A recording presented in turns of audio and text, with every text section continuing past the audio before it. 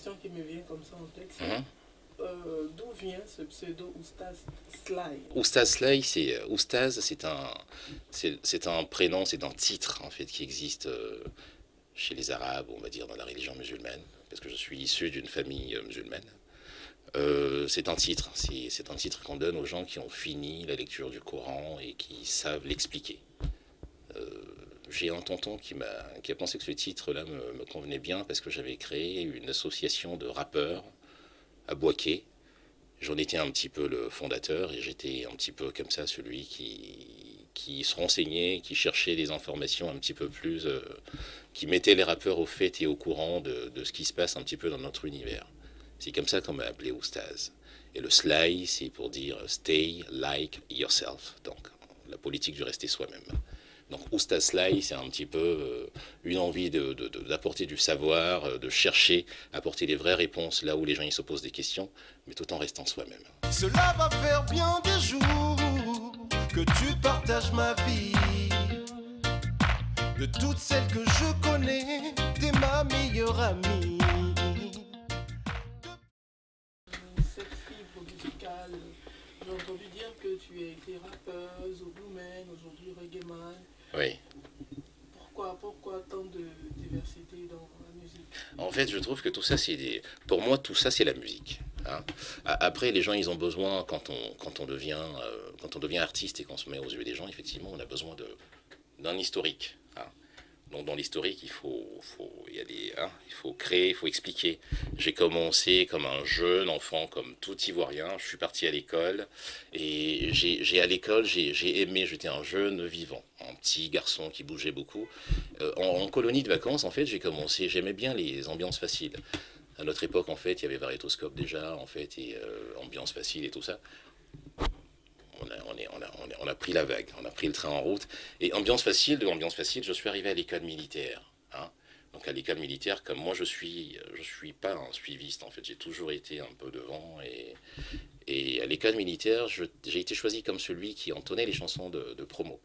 Mais à l'école militaire, les militaires ils chantent pas de la soul ni du reggae, hein, vous savez, hein, les militaires c'est Moroma moro wele kuruja kuruja anana yerema. Tu vois, ça se rapproche un peu de Zoulou. Et pendant que j'étais là-bas, le Zouglou est arrivé. Il m'a trouvé à l'école militaire et j'ai adoré ce style de musique parce que il était sincère, on pouvait danser, ça nous parlait, c'était une histoire de génération qui était la nôtre en fait. Et là, on est où? On est à Bingerville, c'est ça? Et là, on est à Bingerville. Hein, on est en 88, je rentre à Bingerville. 90, il y a l'avènement du Zouglou.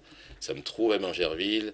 On fait des OASU contre le lycée garçon, lycée technique, lycée classique, tout ça. Et on est dans le Zouglou hein, en même temps. Hein. Donc, j'habite au Toit Rouge, je rencontre Billy Didier, je suis content de chanter ses morceaux, tout ça. Il me met dans la vague et je suis dans le Zouglou.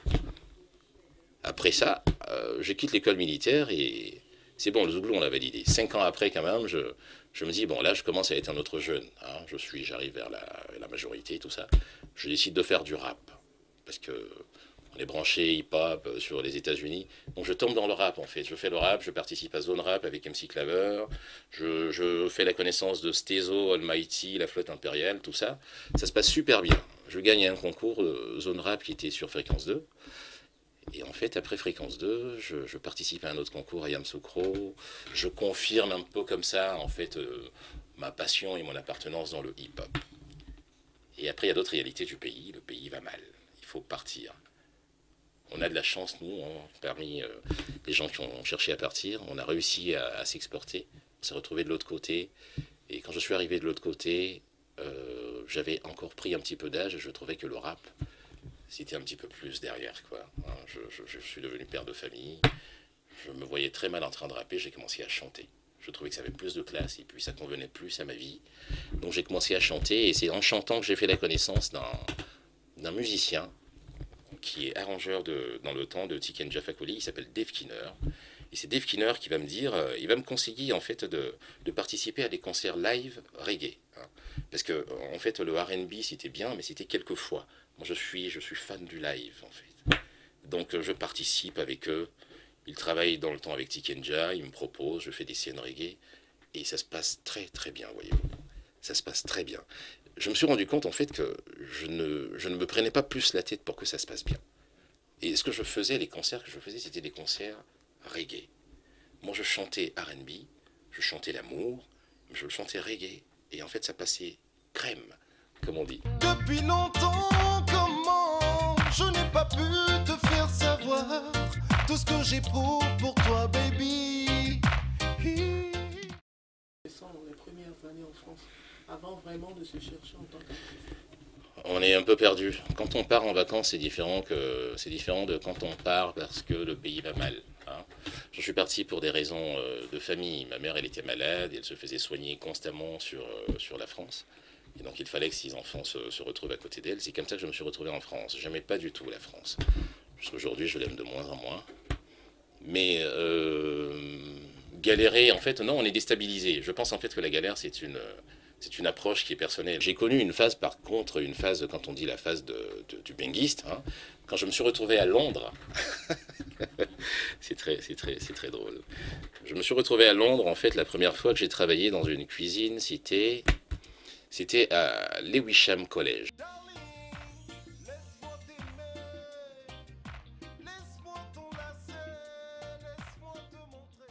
Je fasse la plonge, voilà. Ça a été le premier boulot et le seul boulot que j'ai fait, qu'on peut appeler voilà, le Jossi. J'ai la première fois d'ailleurs que je lave mes grosses gamelles comme ça, que je soulève comme ça, que je dépose. Je me suis dit, non, là j'ai fait Sly, bienvenue dans le bang.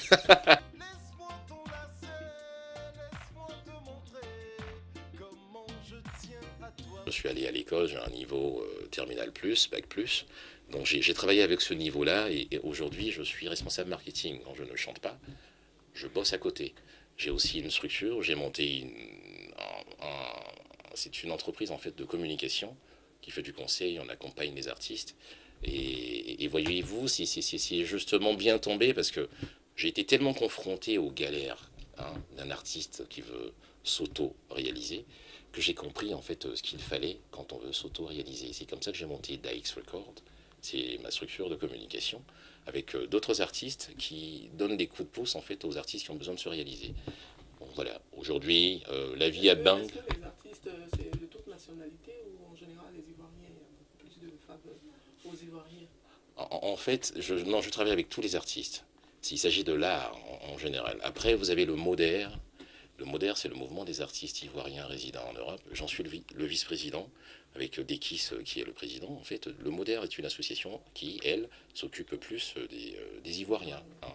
Voilà. Mais moi, ma structure, en fait, je bosse beaucoup plus avec les Ivoiriens parce que c'est mes confrères, mais elle est plutôt ouverte. On travaille avec des Antillais, avec des Français, des Américains. Donc voilà. Darling, can't you see I got a ring, it's not a bling bling. Darling, can't you see I got a ring. En fait, je ne sais pas pourquoi, les gens y voient l'artiste comme quelqu'un qui... C'est un galérien. Un artiste doit galérer et que c'est normal pour l'artiste de galérer. Dans cette façon de voir l'artiste, ça m'a beaucoup, effectivement, fait galérer. J'ai travaillé avec des artistes de chez moi. J'ai fait pas mal de choses, en fait, avec beaucoup d'artistes qui m'ont doublé, en fait. Je me suis fait avoir dans pas mal d'intentions de travailler avec des artistes et tout ça. Ça s'est pas bien passé. Les vraies galères aussi, c'est quand l'artiste a besoin de se réaliser, quand il va voir un compositeur ou quoi, et que la vie en Europe, elle est tellement compliquée que les gens, ils ont tendance à penser qu'ils ne peuvent plus, ils n'ont plus le droit de céder. Hein. Donc, j'aime mon prochain. Quand je fais des choses avec les gens, c'est par amour. Mais rassurez-vous, la réalité en Europe, elle est différente. Donc c'est vraiment de ça qu'on souffre. Quand tu n'as pas d'argent ou quand ça tombe pas bien, tout tourne autour de l'argent. Et ça, c'est les vraies galères. Jamais personne n'a dit que trouver l'amour est chose facile. À hauteur de combien de millions tu te fais bouger en termes de chiffres? C'est qui t'a le plus marqué, peut-être? Non, je ne peux pas donner de chiffres. Il faut savoir qu'on parle, mais je ne suis pas dans la dénonciation de gens. Hein. Je pense qu'il faut, l'esprit, quand on veut que l'esprit change, il ne faut pas mal parler de l'esprit, en fait, sinon il se braque. Je pense que les gens, ils savent ce qu'ils font. J'ai dépensé des millions, moi, parce que si vous voulez, depuis que je suis en Côte d'Ivoire, j'aurais dû sortir un album. Ça n'a jamais été. En fait, parce que j'ai toujours estimé que les gens avec qui je suis n'arrivent pas à m'aider. J'ai dû investir moi-même, vous voyez, donc ça va faire des années que j'arrête pas d'investir sur moi. J'ai sorti des morceaux, j'ai fait une reprise de Adjoa, j'ai fait en fait une reprise d'un titre de Mademoiselle, j'ai travaillé sur des compiles Zouk. En fait, j'ai fait des choses avec pas mal de gens, mais finalement, je suis resté derrière, parce qu'à chaque fois, quand je fais quelque chose avec quelqu'un, j'estime qu'il va parler de moi, et il estime que je n'ai pas besoin qu'on parle de moi, parce que je ne vis pas que de la musique, et du coup, c'est dommage, en fait, je ne galère pas, on dirait, donc je n'ai pas besoin qu'on m'aide. Mais si, justement, c'est pour ça que je suis avec vous, Actu 225, parce que j'ai besoin qu'on reconnaisse quand même mon talent, c'est de ça qu'il s'agit. Hein. J'ai envie de chanter, je veux chanter, apaiser les cœurs, faire plaisir à des femmes, parce que je parle beaucoup d'amour, et apaiser les cœurs tristes, parce que je parle beaucoup de Dieu. Le temps est trop précieux, le temps est trop précieux pour le rendre inutile. Alors, tu as parlé d'amour tout à l'heure, on a envie de creuser un peu. Oui. Après toute cette galère, là, tu as quand même connu l'amour. Puisque tu as parlé de famille tout à l'heure. Non, c'est même pas après, c'est pendant les galères j'ai connu l'amour. Je suis papa de 6 enfants en fait. Hein. C'est pas fini, il paraît que c'est une grâce de Dieu en fait. Et jusqu'à là, aujourd'hui, j'arrive, tous mes enfants portent mon nom et puis j'arrive à m'en occuper. Et tout ça, c'est la bénédiction, c'est la grâce hein, de l'Éternel. Hein. Darling, laisse-moi t'aimer, laisse-moi t'enlacer, laisse-moi te montrer comment je tiens à toi, ma lady. Aujourd'hui, la femme qui partage ma vie, c'est une femme qui partage ma passion. On fait de la musique ensemble, mais on est conscient de la difficulté de gérer ce genre de relation. On prie tout le temps, on souffre des fois, c'est pas évident, mais ça nous rassure de savoir qu'on n'est pas les seuls. Et puis comme on a un objectif qui n'est pas celui-là, en fait, donc on fait notre musique avec tous les problèmes que ça importe. On prie beaucoup, des fois. On pleure beaucoup aussi parce que ça soulage. Quel que soit ce qui se passe, il faut être avec Dieu. C'est le seul guide. Darling, can't you see? I got a ring, then now I'm waiting. Darling, can't you see? I got a ring, it's not a bling bling. Oui. Qu'est-ce que tu penses de la musique ici en Côte d'Ivoire, son évolution et surtout des artistes ivoiriens? La musique ivoirienne, elle a beaucoup évolué. Hein. Est-ce qu'elle a évolué dans le bon sens? Oui, je dirais oui, en fait. La musique ivoirienne a beaucoup évolué. Après, ce qui se passe, c'est comment chacun veut l'utiliser, en fait. Hein. Mais j'aime à penser qu'avec le rôle que moi-même, en plus, je veux jouer dans la musique ivoirienne, j'aime à penser que oui, elle a un bon niveau. Elle a un bon niveau. Quand on parle de Alpha Blondy, il est connu, il est international, universal en fait. Hein, ça m'a étonné de savoir que dans les fins fonds de la Jamaïque, là, un reggaeman qui n'a même pas de radio, quand on lui a demandé quel reggaeman africain il connaissait, il a cité Alpha Blondy. Quoi, hein. Ça fait plaisir. Et puis bon, aujourd'hui, vu que je travaille dans les médias un petit peu avec ma structure, je me rends compte de l'importance et l'impact de la musique ivoirienne à l'étranger. Donc oui, je suis content de tout ça. Et j'ai entendu récemment des échos sur le coupé-décalé, sur mon frère Drogba qui demandait aux gens de grandir et tout ça. Tout ça, ça fait partie du dégamage en fait voilà, hein, de notre musique. On a 3 classes en fait. Vous avez de la musique super bien faite pour des gens qui font de la musique super pro avec des musiciens, tout ça. Et puis vous avez des gens qui vivent dans les bars, dans les maquis. C'est une génération aussi qui aime bien pendant 15 minutes bouger sans écouter vraiment, entendre ce qu'on dit. Et tout ça, ça fait un mélange qui est positif. Après, il y a des gens qui s'ennuient, qui veulent tout le temps avoir des choses à dire. Vous êtes libre. Mais je pense que quand vous voyez le bon côté des choses, avec la musique ivoirienne, ça n'a pas changé. On danse, on s'amuse. Cela va faire bien des jours que tu partages ma vie. De toutes celles que je connais, t'es ma meilleure amie. Voilà. Projet, ambition Alors mon premier projet là, c'est les préparatifs de mon album.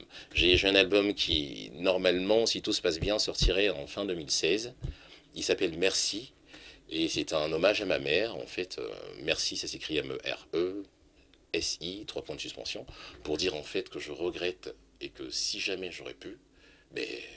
Depuis longtemps, comment je n'ai pas pu te faire savoir tout ce que j'éprouve pour toi. J'aimerais quand même avoir en fait la bénédiction de mon pays.